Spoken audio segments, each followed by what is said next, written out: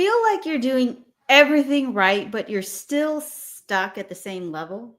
You might be thinking like a top performer, but got the wrong mindset. In this episode, we're breaking down the real reason why high performers rise while others plateau. And it has nothing to do with talent or tactics. My guest, Stacey Vanthuyne, who is a mindset coach, is here to show us how rewiring your narrative can change your entire trajectory. We'll dive into why confidence comes before action and what's actually holding you back from your next level, and how to shift from self doubt to bold execution.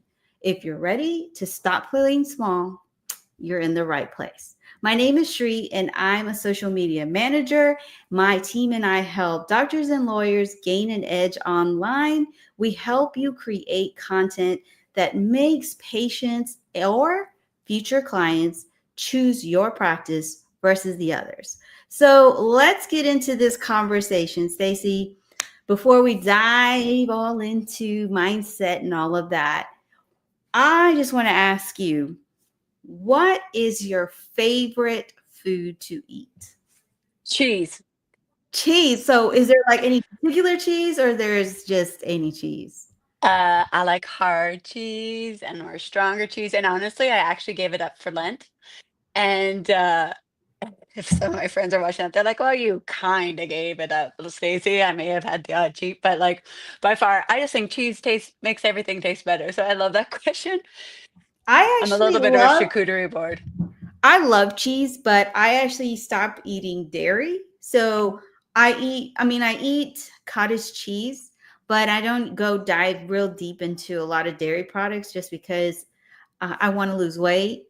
And then also my partner, he doesn't eat any dairy. So it's like, I've learned to make dishes without dairy. So let's get into this conversation and kind of, That was the best first question ever.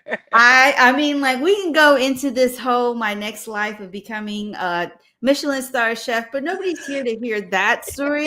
We're Hey. here to hear your story because, you know, let's rewind and I want to ask you, what moment in your life did you first realize that mindset, not talent, was the difference maker in your performance? Oh, that's a really good question. I mean, I think I knew this from like I was involved in sports my whole life, and I've always identified as an athlete. And I could see where mindset really became part of my races. I was a swimmer, so really like envisioning your swim before. And then truthfully, when it came into working in my corporate world, I was always in people leadership and change management.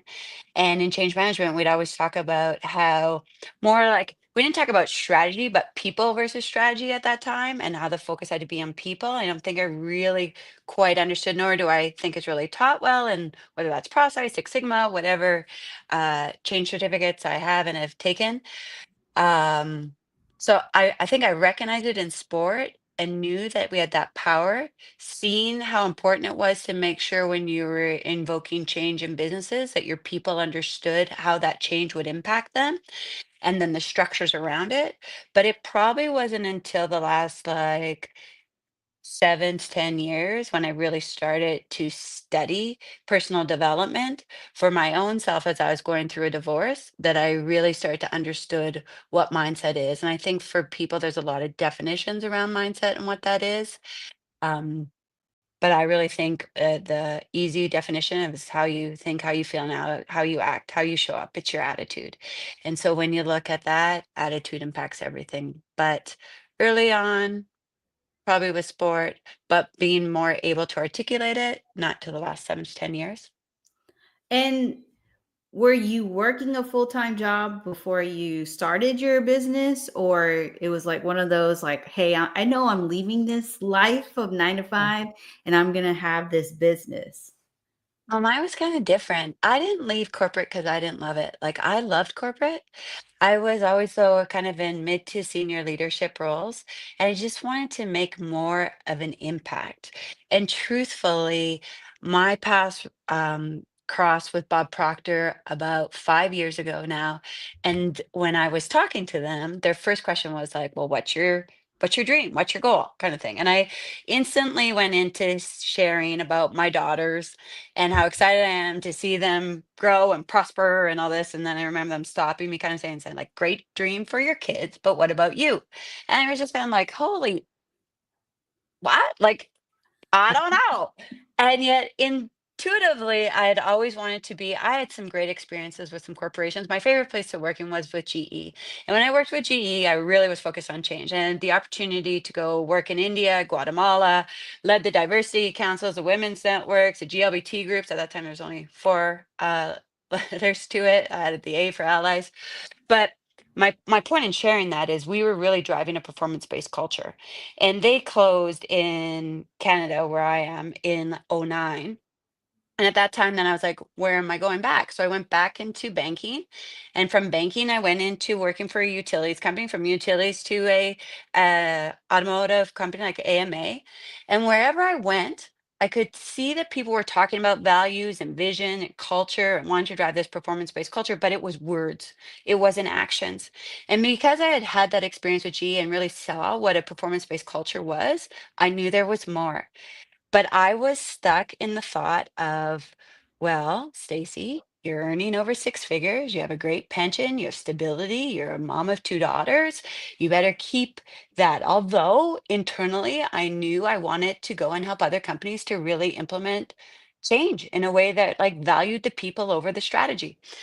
And when Bob asked me then, "What's my dream?" And I got away from talking about my kids.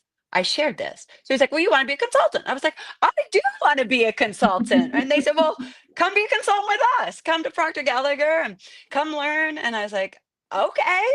And then they told me the cost. And I was like, wait a second. Did I mention I was like a single mom? Which at the time I really actually, I realize now I think that was really a disempowering statement. It's like, well, am I supposed to feel sorry for you because you're a single mom? Or now I Mhm. like actually empowered at that because I do it all and more. Um, but I knew in that moment that if I didn't say yes to this opportunity, that I would find myself a year from now in the same predicament. And yes, I was happy, but I was just not feeling as fulfilled. And the truth of the matter is, what I really learned is that my goal was then just to retire and to provide this, support system for my girls, which is a great goal, but I already knew how to do it. I just had to keep working. I said, keep working, keep saving, and then I'll get it. And now I realize that the intention of a goal is to grow. So that's why I started to feel like there was no growth and no fulfillment or as much fulfillment because I wasn't challenging myself to go beyond what I knew. And then when I started to learn and study with Bob, that's when I decided I want to take this into companies. And I want companies to understand that it's not the people not knowing what to do. They know what to do. Let's stop training them and let's start empowering them to understand, adopt an identity, the attitude, and live by the standards that they need to create what it is that we want. I just want to go back just a little bit because when you talked about, you started to learn about attitudes, about how people view things. When you said, I'm a single mom, the attitude of like, you should feel sorry for me because I am a single mom, and Mhm, saying, no, no, no, no, we're going to change that narrative. Yes, mhm, I'm a single mom, so that's what's going to push me forward, not feel sorry for me. And then you wanting to help people understand why culture is important, how it impacts, it is also an attitude. It's not just a box you check, it's something that you understand deeply. Is it because of this reason or that reason? So I'm going to ask in the comments, in the replay, in the podcast episode, because every Thursday I take this episode, I turn it into a podcast that goes out the next day for Adventure of an Entrepreneur. But if you're like, you know what, I want to keep watching this, you can catch the replay on YouTube here. And if you have any questions, drop them in the comments. But the question that I want to ask all of you is, have you ever worked for a company that you felt like it's more about checking the box than mhm. really changing the attitude about how certain behaviors or certain things, whatever that looks like, to make the culture change. So, Stacey,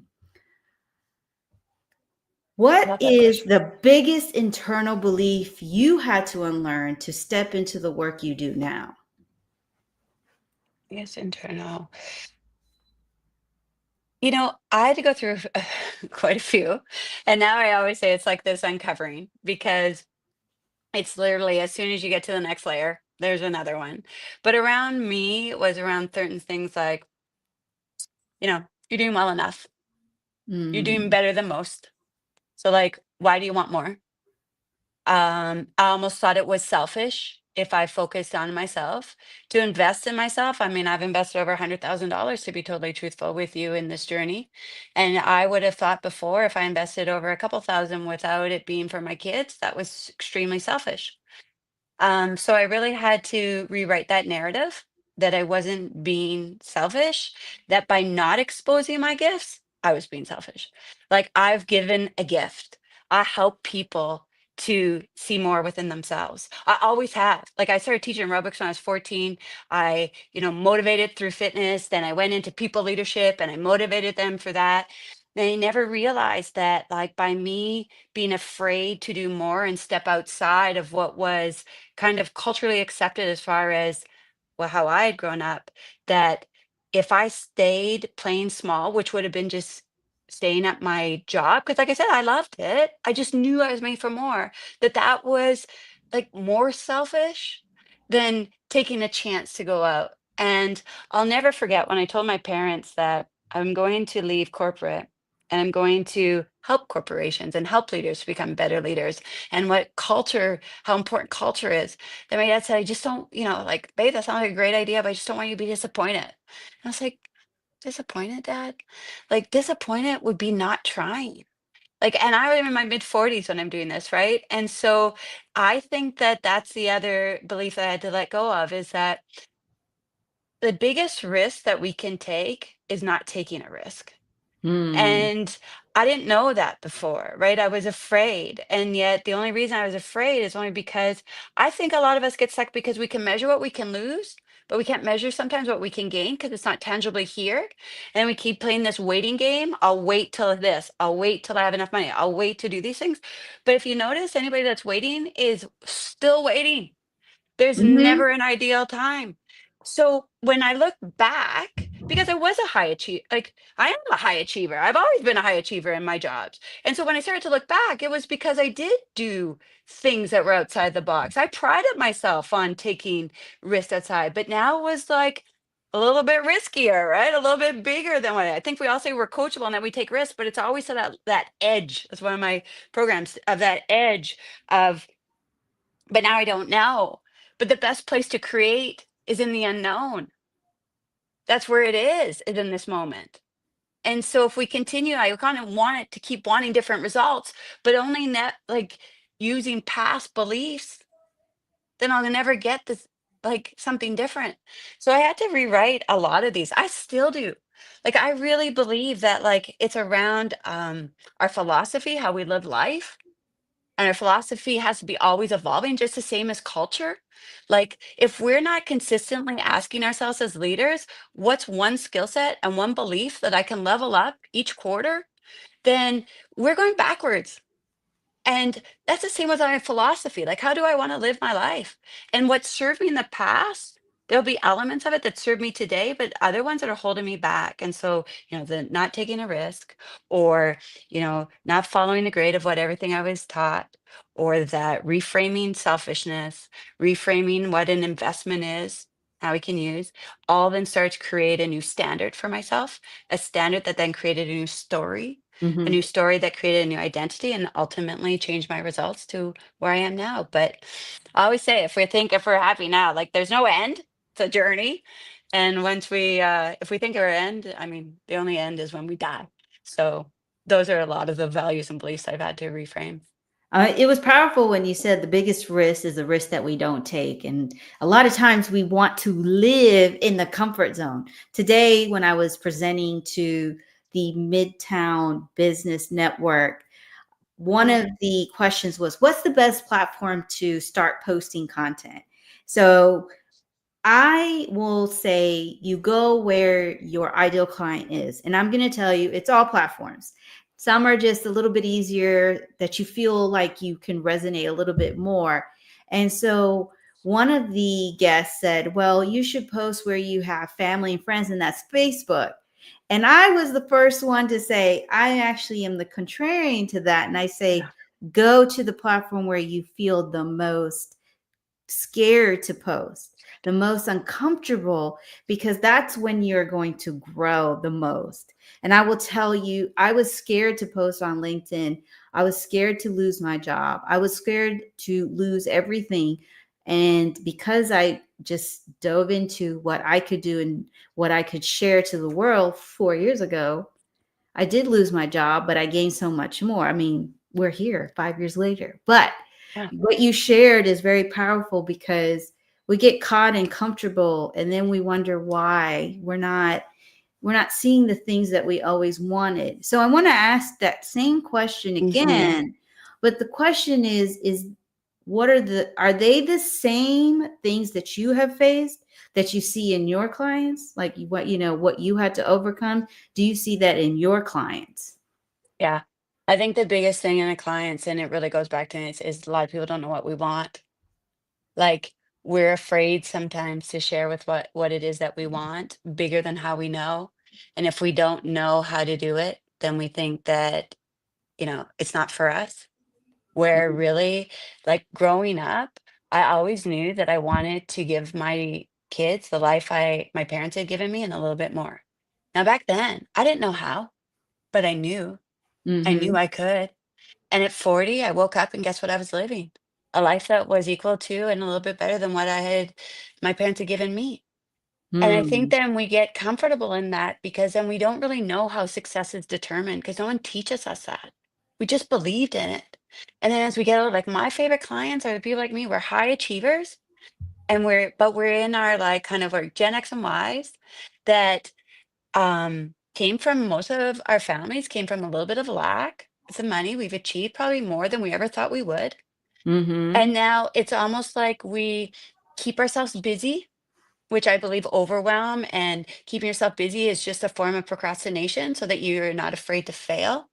Oh, let's go into that. Keeping ourselves busy. I love that topic because so many of us are saying we're too busy. Like So busy. I have so much to do. I was that person when I first started my business. I just was so used to having my calendar packed. Yeah. It took me 2 years ago to work with, and I'm going to give her a shout out because I'm Yeah. so very thankful for working with her, Sonal Bhaskar.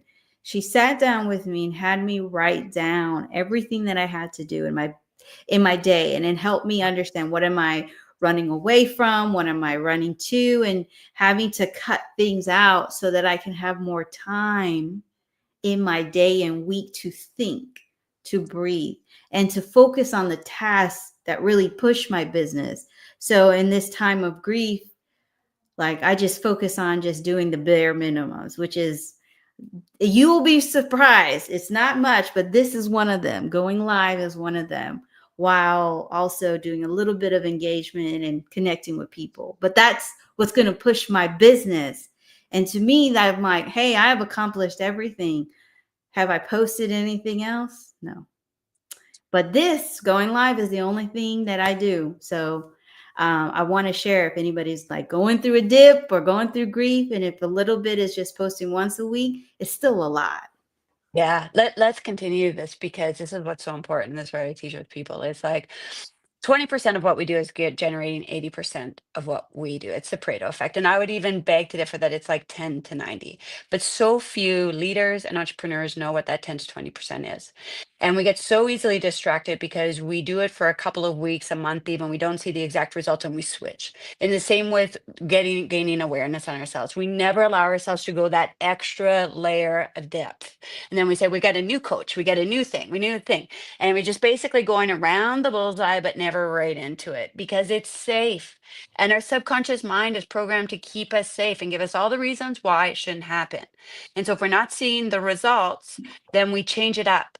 But that's the biggest difference of where I come from is that we don't work to the goal, we work from the goal. It's already knowing it. Like we complicate success, exactly what you're saying, by doing all these extra things. I mean, it was way said in The Science of Getting Rich by Wallace. Like, it's about doing things in a certain way, not a whole bunch of things. That's why I always say, like, one belief, one skill set a quarter. That's what you focus in on. That's it. And then once you get there and you become a master at that, then you add on. I've been guilty of that too, Shri. You and I've been like friends on social media platforms for some time. And I'd be like, I need to do this, I need to do this, I need to do that. Listen, that's coming from lack. That's coming from over stress, is not understanding clarity of the vision of what you want. You're getting distracted by all the things. And this is where we really have to be diligent and holding to the disciplines of what we want. So what is that 20% that's driving 80% of your results? And I'm not saying the other 80% isn't valuable, but like to your point, can you prioritize it? And even of that, can you leverage your team, somebody else to do those types of things so you have more time to do what it is that is actually driving your business, right? Mm-hmm.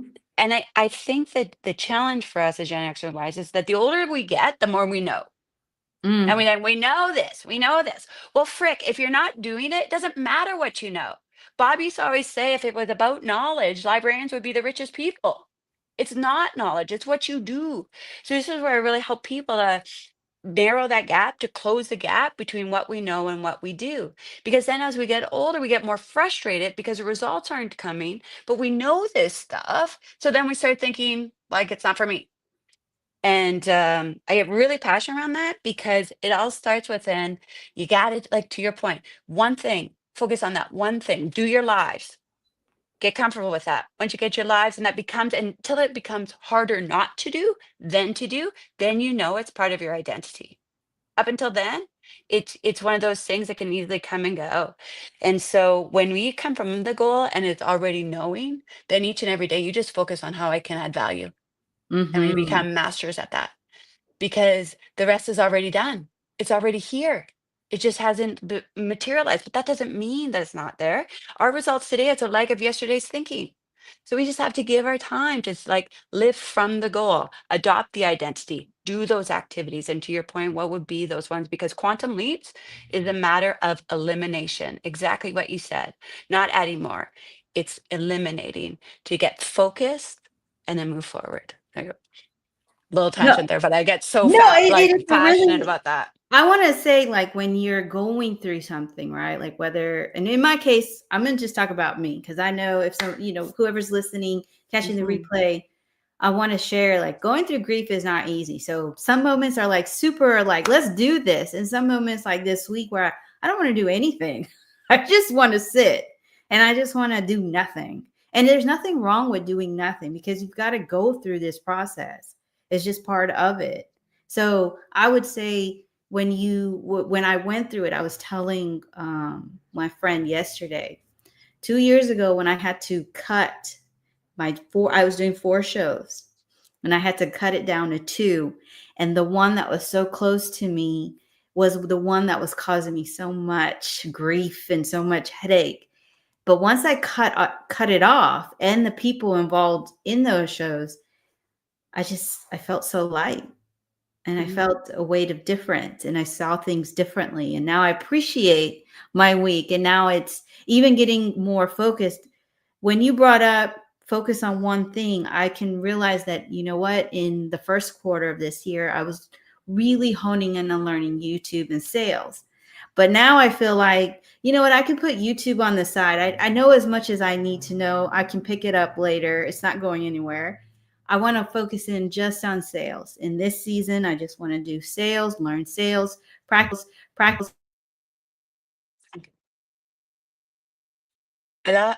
Lost your voice. I don't know. I hit the, just That's okay. live. You You get hit you the, know what and you even know the what you said though, that's so important, and I think it's really important, is that you weren't doing nothing. right? You did what was making you keep a vibration that felt aligned to you. And that's what's so important because so many of us act from this place of lack. I should do this. I should do this. I should. No, like, if you know it's already here and your body is telling you that you need a rest, I'm not saying that that doesn't come through action. Like, we got to move, we got to take You action. got But to. if it's coming from a place that's like forcing yourself and you're not showing up, then you're not going into these lives or into that sales conversation with the right energy that you want to show up as. And it's still from this place of scarcity and lack. Well, if I don't do this, it won't happen. But Mhm. it's so much about the energy that we bring to it. And sometimes that means that we have to take a moment to ourselves to find that centeredness, to reevaluate, and that's what's really important, whether it's cultures or beliefs. Like, we have the opportunity to reevaluate them all the time, and we need to do that. Mhm. Because otherwise, it's just like then we're acting from the place of should. Like, Sri, lots of people, like you said, left corporate or their one role because they were stressed and overwhelmed. If they never hit with what was the cause, which ultimately is ourselves, they get into another place and still feel that stress and overwhelmed. So this is where we have to take that break to breathe and say, like, what's important to me in this season? Mm. How do I want to show up? And then have that trust in knowing that that is like that what's meant to be will be. But it takes a lot because this is like faith or fear, right? Both are invisible. What are you going to put your hands in? So then you start fearing, well, if I don't do this, I won't do this. But yet, then when we know, we're thinking about what we don't want. And wherever we put our attention is what expands. Thoughts become things. And people say, well, I'm not getting the success. I'm like, well, you don't even believe you want the success. You've been worrying about what could go wrong. So this is Mm. where we really have to like be aware of what we're thinking about all the time and take a break and then take a breath and say like, how can I show up right now? Like every hour on my phone, I'll have like breathe and like what am I connecting with? Is that what I want to feel? If my emotions are an output of my thinking, am I thinking of what I want right now? No, okay, well, what's stopping me? Well, let's get back to that because we got to continue to impress that feeling. How would I show up? Right? And in this season for you, it would show up in a slightly different way and different focus. So I think that that's one of the things we kind of need to reframe. It's not doing nothing. You're prioritizing what's right for you. And that's where we find that emotional freedom, which I believe everybody really, at the end of the day, craves. They do. And I love that each season you have to figure out what's right for you. So I want to ask you a hard one, a hard, Okay. hard, hard question. Ah, That is, how do we connect with you? How do we book a call with you? If you're catching the podcast episode or the replay, what are ways that we can get on your can I schedule? come visit me anytime? I'm on LinkedIn, Stacey Vanthuyne, also on Instagram, Facebook, Raise Your Results, as well as Stacey Vanthuyne. My website is www.raiseyourresults.ca. Um, Find me there. Hold me accountable, Shri. I turned 50 this year in June. I've set a huge goal for myself to do a half Ironman, but also to finally launch my own podcast. And I would love for you to be a guest. It's called Expose Living with an X. So I'm creating a community on Facebook around exposed living, where we like not just around business, but health and relationships. But for me, when I talk about leadership, it's really how we lead ourselves. So, how you want to show up in this world is going to be reflected. So, find me on any of those platforms and you book a call with me at raiseyourresults.ca. And there you have it. So before we end, I want to ask everybody who's listening in what we're going to do is we're going to go to Instagram and I'm inviting you to come and join us. Now, for you, Stacey, looking back on all these years that you have had your business, what's something you wish you knew before you started? Trust myself more. Over the years, honestly, I think that that was one of the big things, whether it was in my relationships, whether it was with work. I stopped trusting myself. I stopped listening to myself. When you talked about Facebook and your friends or family there, their greatest intention is to keep you safe. But you can't get new with being the same you are. If you could do it being who you are, you would have it. And so I think the biggest lesson for me is really to start tuning back into my intuition, trusting myself, and then like taking that action. I agree with that. Your intuition never tells you wrong or steers you wrong. So I'm going to ask all of you, come and join us on Instagram. If you're not connected with Stacey, make sure you go ahead, follow her on Instagram or connect with her here on LinkedIn. And definitely, if you are watching or listening to this episode, let her know and tell her what is it that she shared that you enjoyed and why. So that way she won't be resistant to connect with you. You gotta Always, ask I'll that. never. You gotta You ask know, like, yeah, you're amazing. I just want to thank you for everything that you do and for bringing awareness to such important topics. I think it's just a beautiful human. So thank you for having me visit with you today. Well, thank you for being here. Thank you, everybody, for tuning in. And until the next episode, have a wonderful evening or morning wherever you're tuning in. Bye, everybody. Cheers.